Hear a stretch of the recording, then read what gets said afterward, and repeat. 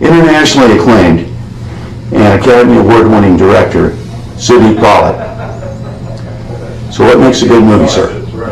I don't have any idea. You can't answer it. That's too simple a question. You can't answer a question like that. What makes a good movie is a movie that somebody likes, that pleases people. There isn't any one general definition of a good movie. There are many, many, many different kinds of good movies. Name a couple of good movies you made. Oh, that's not for me to say. That's for other people to say. Well, let me ask you this. Values and redemption seem to be a big part of many of the movies that you've produced in your history. Can you tell us about what a big part that plays in your decisions to make a movie? Well, you can't make a movie without understanding in some way what the feelings and wishes of the characters are, and if they move you, you can get passionate about making those movies. I mean, I don't think about it in terms of,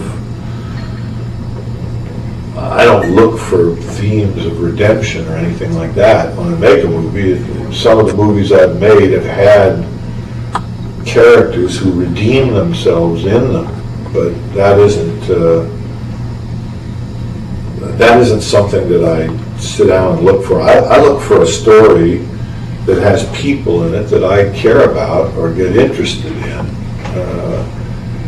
where I feel like I want to live a certain amount of my life with those people's concerns. One of the things that you're just a master at, and that's character development. Character development of the people involved in your movies. For example, in Jeremiah Johnson and in 3 Days of the Condor, the character development on multi-levels of different types of people that were involved in those films were fantastic. How do you particularly draw out the character of from your stars? Well, first I pick real good actors, and then my job is pretty easy. I don't. Redford had a real strong feeling for both of those roles. The situations were clear to him. My job was really to be an audience more than anything else. My background was as an actor, and I spent a lot of years teaching acting, so I have an affinity for working with actors. You're also very good at background information. You really dig up, you go to no ends. Many of your interviews have told about the fact that you really get involved in the individual issues. In particular, in Jeremiah Johnson, you did a lot of research before that show, too. How much input did you have on the actual writing of that show? Well, the director always works very closely with a writer on a script. Sometimes you work with them from the beginning, and sometimes you work with them later after they develop something. In the case of Jeremiah Johnson, there was a first draft screenplay already written when I got involved, but I brought in 2 new writers and took it in an entirely different direction. Can I ask you a question? I'm not moving, and you keep moving that and pushing a button. Can I ask what you're doing? Sure, just making you look good, actually. No. Well, what are you pressing? What's the button? That's just the zoom.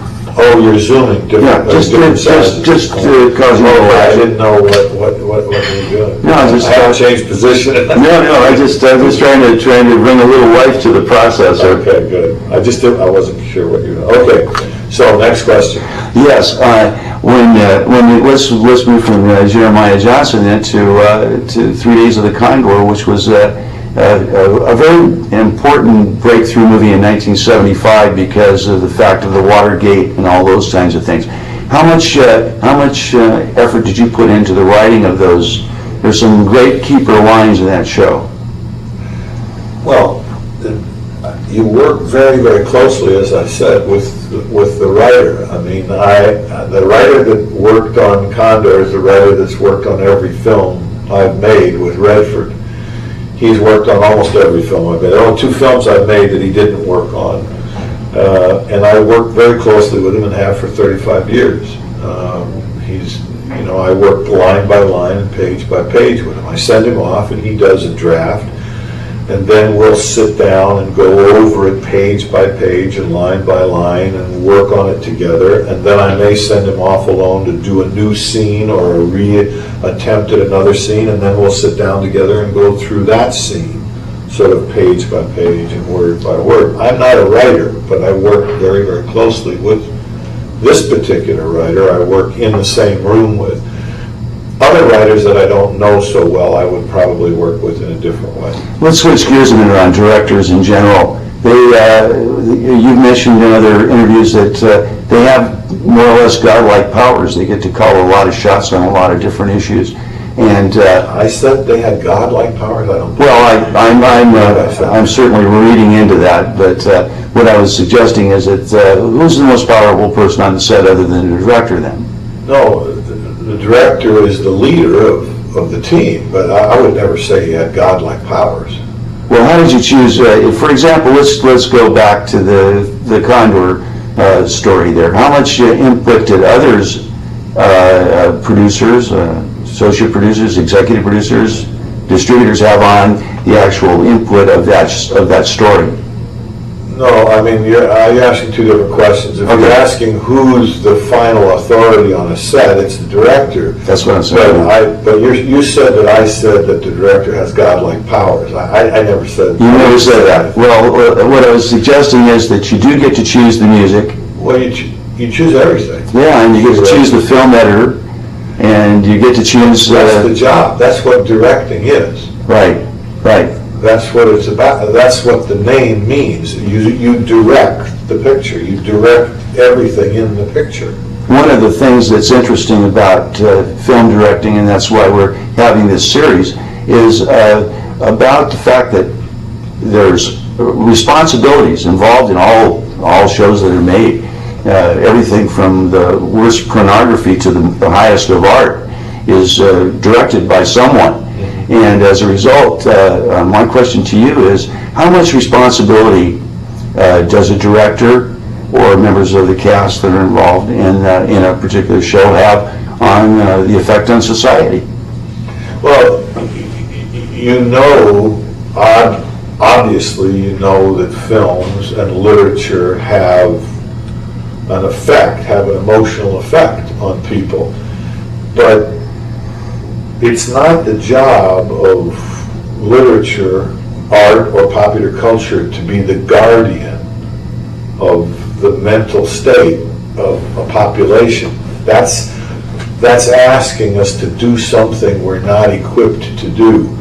Every individual feels his own degree of responsibility or lack of responsibility in one way or another. I wouldn't do a movie about a character that I felt was totally unworthy of my paying attention to for 2 hours. But I don't have some lofty religious or philosophical ideal where I believe that my job is to teach the world, or I'm supposed to be a moralist or a philosopher.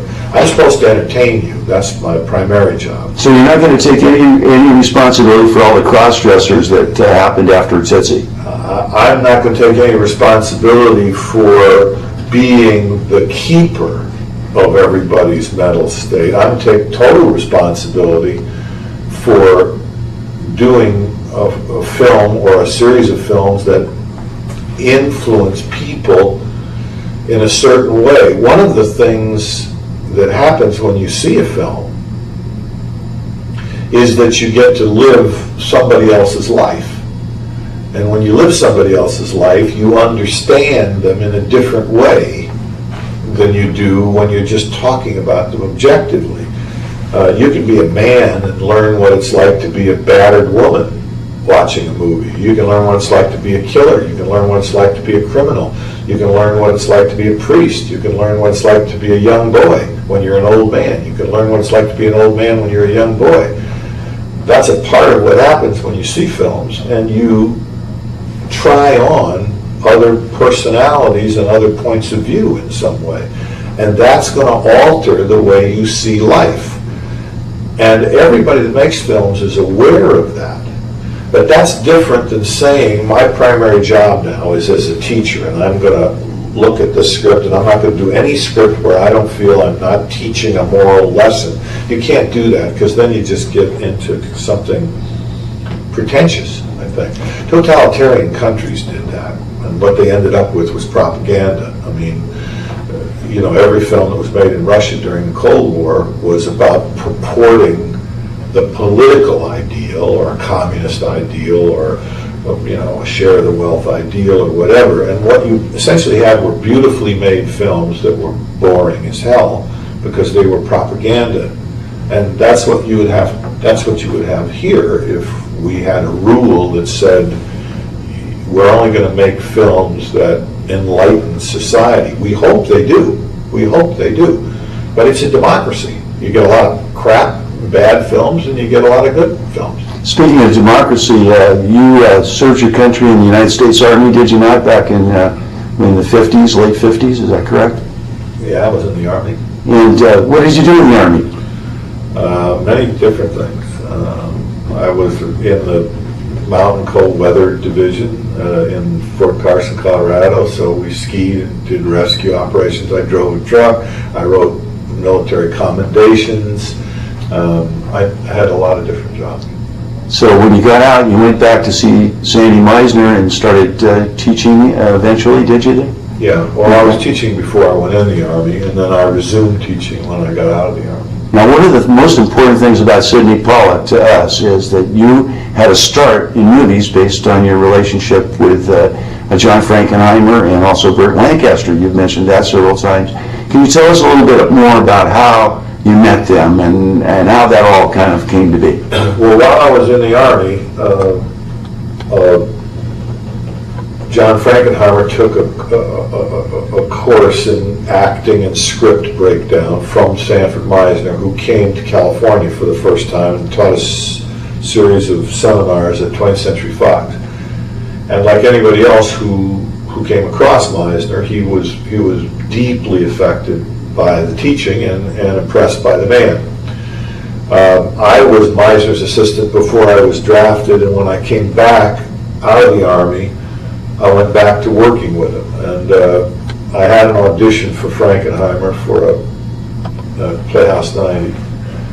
And I got the part, I think, primarily because I was Meisner's assistant, not because I did a great reading. But John was very impressed by the fact that I was Meisner's assistant. And we got to know each other on that particular show. And then when John did a very big, prestigious Henry James piece called The Turn of the Screw with Ingrid Bergman, which was the first time Ingrid Bergman had ever appeared on television. It was 1959. She was still a very big motion picture star then.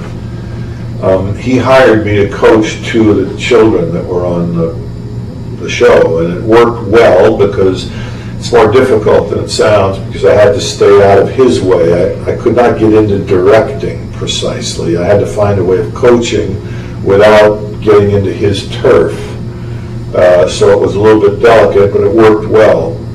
And subsequently in 1960, he got a huge film to direct with Burt Lancaster and Shelley Winters and Telly Savalas, and he hired me again to come out as a coach for some young actors who were not terribly experienced. And Lancaster saw me on the set and began to ask questions about who I was and what I was doing, and then he started asking me questions about what the process of coaching was about, sometimes, you know, trying to kid me or tease me, and sometimes being dead, all the time being quite serious. And then when the film was over, he called me into his office and suggested strongly that I think about directing, and he went so far as to